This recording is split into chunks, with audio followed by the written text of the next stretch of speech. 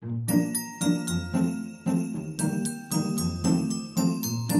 à tous, on se retrouve en ce 1er décembre pour la première vidéo de décembre. Alors je ne pense pas que j'arriverai à vous faire des vlogmas tous les jours, tout simplement parce qu'avec la boutique et les marchés de Noël que j'ai de prévu, ce sera pas du tout possible pour moi.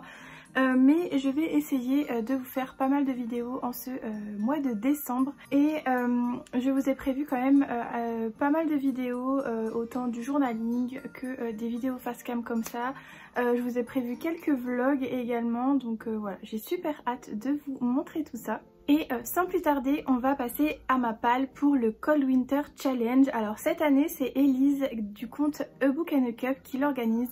Et je crois bien que c'est la première fois pour moi que je vous fais ma palle, ou en tout cas que je participe. Mais cette année, étonnamment, je suis assez dans le mood de Noël. J'ai pas vu passer mon mois d'octobre ni mon mois de novembre, les deux mois de l'année que je préfère. Mais avec la boutique, c'était juste pas possible d'être dans le mood octobre, novembre, enfin spooky, autant de temps, puisque j'ai commencé la collection de Noël, je crois, début novembre. Donc voilà, donc je suis assez dans le mood et pour cette année, je crois que j'ai prévu que 2 menus. Elise, de toute façon je vous mettrai tous les liens en barre d'infos pour que vous puissiez regarder les menus en détail. Moi je vous les afficherai je pense ici pendant que je parlerai et pendant que je vous les présenterai. Donc pour ma part j'ai choisi de prendre que deux menus avec quand même je crois 9 catégories en tout.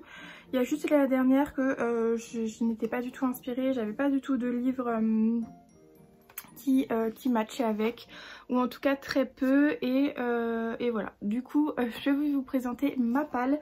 Donc le premier menu, et petite précision avant de vous donner ma palle, en fait le challenge se déroulera donc du 1er décembre au 31 janvier ou en février, non jusqu'en fin février, je sais plus s'il y a 30 ou 29 jours, mais ce sera jusqu'en février, donc voilà, c'est assez étendu. Moi je pense que vu que j'ai pas beaucoup de livres, je vais essayer de le terminer pour fin janvier et puis après recommencer voilà ma palle normale. Donc le premier menu que je vous mets juste ici, c'est Noël avec Dickens, et la première catégorie c'est un chant de Noël avec Noël, fin d'année, anti-héros et argent.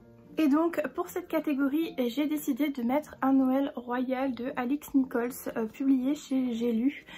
C'est la première fois que je lis une romance de Noël. J'aime beaucoup les téléfilms un peu royal sur Netflix.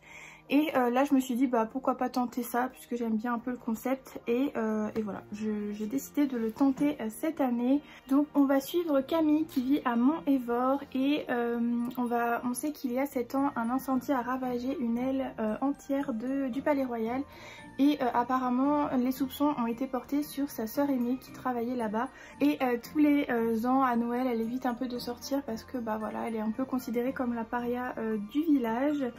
Et on nous dit littéralement dans le résumé: mais au milieu de mes rêveries, un beau gosse se pointe devant ma fenêtre.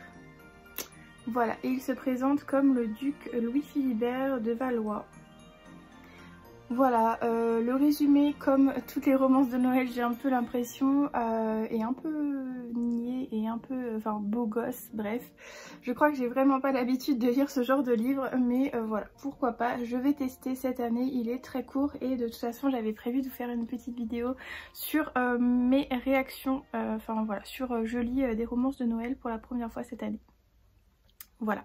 Ensuite, pour la deuxième catégorie, on est sur Christmas Cracker, cadeau, surprise, vœux. Et là pour le coup je pense que le meilleur livre qui s'y prête, c'est Un cœur pour Noël de Sophie Jomain, que j'ai réussi à choper avant qu'il soit en rupture, heureusement, donc je l'ai pas encore commencé.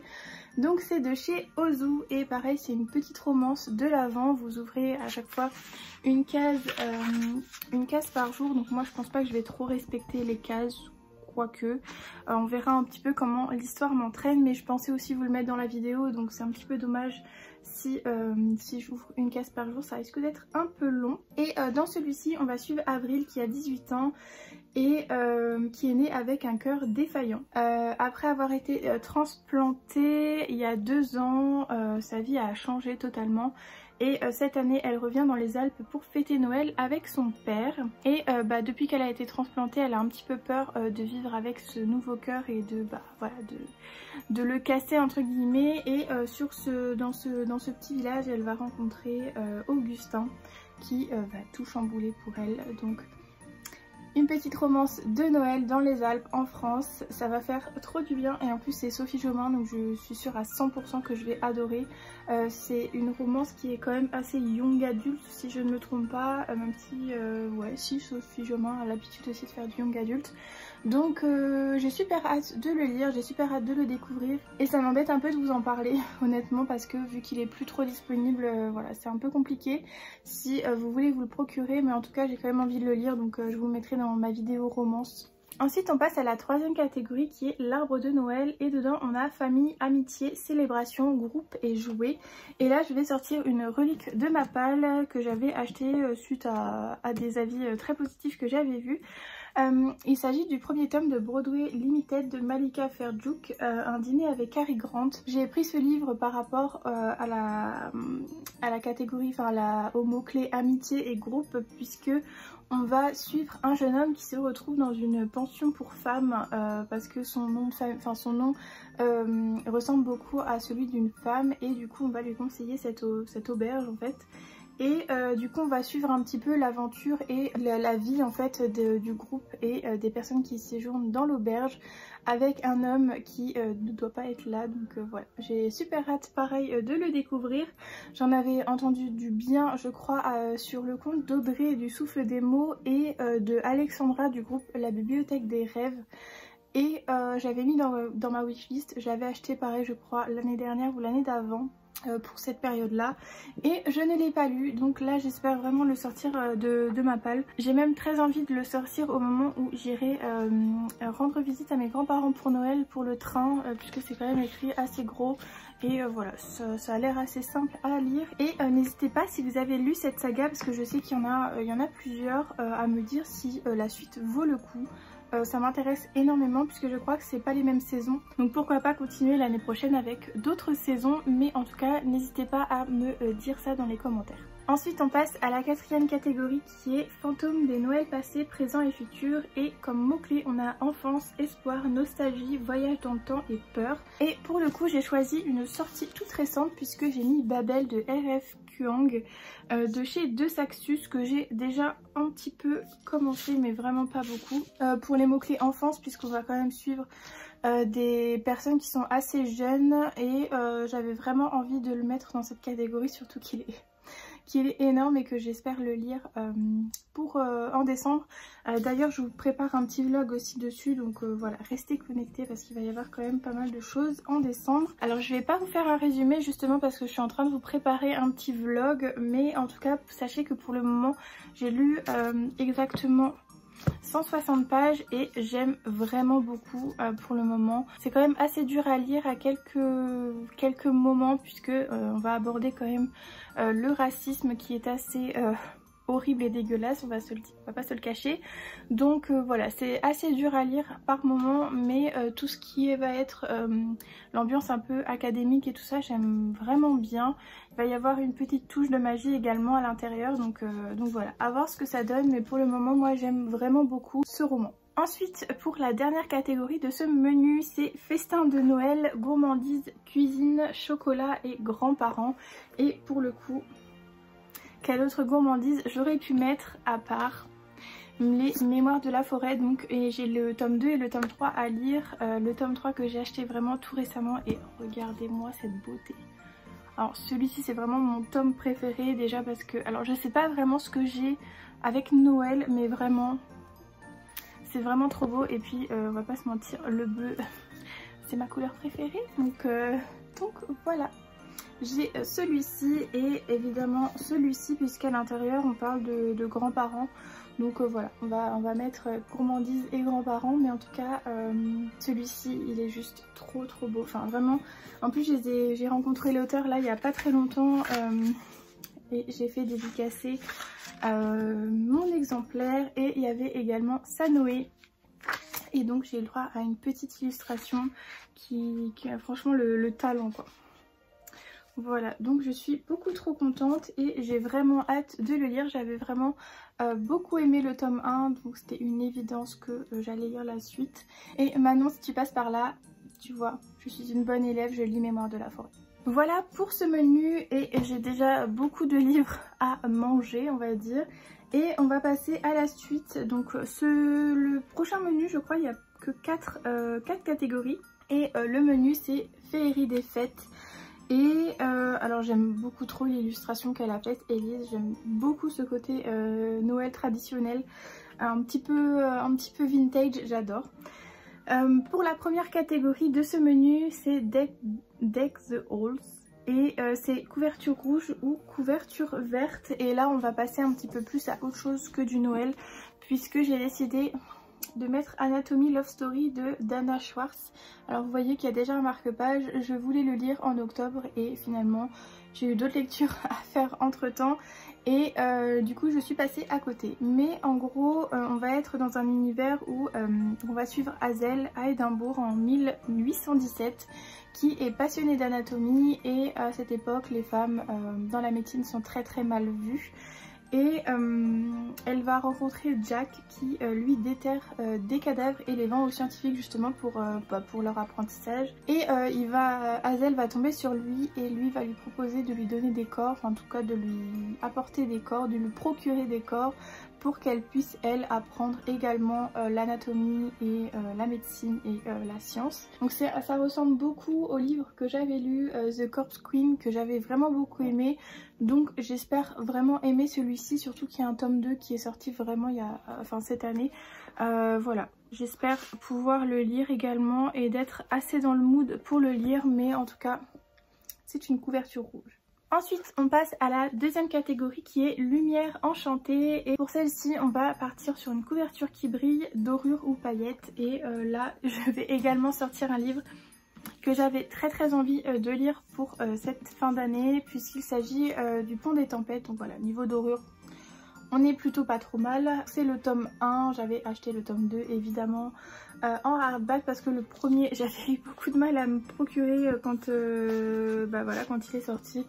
Mais voilà, vous le connaissez évidemment, vous le connaissez déjà, mais je l'avais pas encore lu. Et vraiment cette année j'avais vraiment beaucoup envie de le sortir de ma palle avant la fin de cette année, parce que voilà, ça m'embêterait beaucoup de ne pas encore l'avoir lu et de ne pas être à jour surtout. Je ne vous refais pas un résumé très précis, mais en gros on va être dans un monde où il va y avoir 2 royaumes séparés par un pont, et en gros ces 2 royaumes vont se faire la guerre pour posséder ce pont et avoir la mainmise dessus.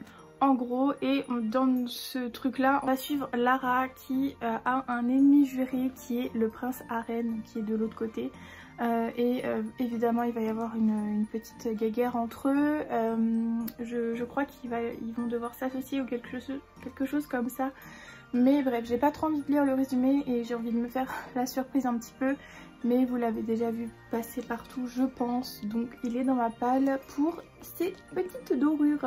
Ensuite, troisième catégorie, c'est S'embrasser sous le gui, et là c'est romance de Noël entre parenthèses, et là j'ai mis Noël à la charmante librairie de Jenny Colgan. Voilà, c'est un tout petit roman, pareil que je voulais mettre dans ma vidéo romance de Noël. Et cette petite romance va se passer en Écosse avec Carmen qui va chez sa sœur Sophia pour Noël. Elle n'a pas très envie d'y aller, mais elle y va quand même. Mais on va découvrir que Sophia attend un enfant et elle a un de ses clients qui cherche une assistante pour sa librairie qui est un peu en péril, et du coup Carmen va se proposer pour être cette assistante. Et voilà, il va y avoir toute une petite romance je suppose avec soit le directeur de la librairie, soit quelqu'un d'autre qui va débarquer comme un beau gosse dans cette librairie.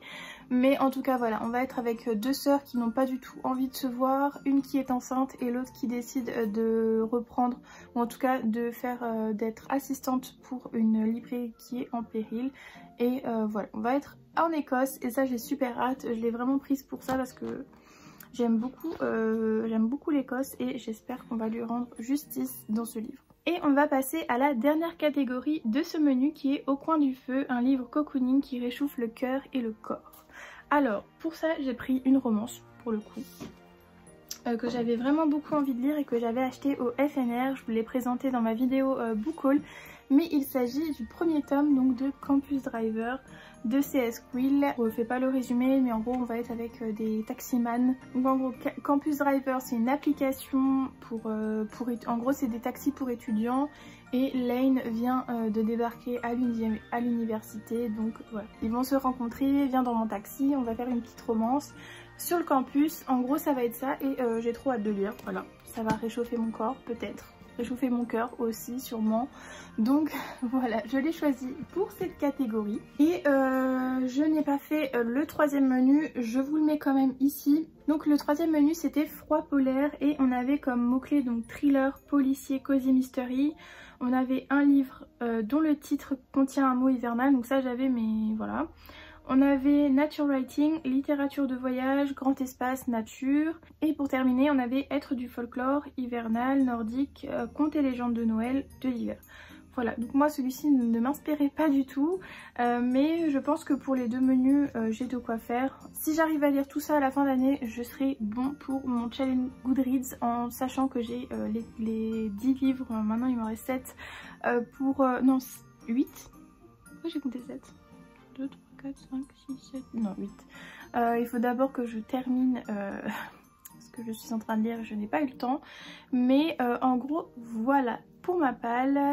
J'espère que ça vous a plu, j'espère que ça vous a inspiré pour ce long mois de décembre et de janvier un petit peu pour cet hiver. Dites-moi dans les commentaires ce que vous avez prévu de lire si vous faites le challenge, ça m'intéresse énormément. Je vous mets tous les liens, donc l'Instagram et la chaîne YouTube avec la vidéo d'Elise dans la barre d'infos. Pareil, n'hésitez pas si vous avez des recommandations pour certaines catégories à me faire dans les commentaires. Comme d'habitude, si vous n'avez pas le temps, un petit cœur suffit à réchauffer mon cœur. Et puis bah, sur ce, on se retrouve très très vite pour un nouveau vlog sûrement. Et en attendant, bah, je vous souhaite de passer de très belles lectures, et j'espère que vous avez fait votre petit sapin. Moi en tout cas il est déjà fait depuis une semaine. Mais bref, je vous laisse sur des images de mon petit sapin. Voilà, allez, pourquoi pas. Et puis à bientôt dans une nouvelle vidéo.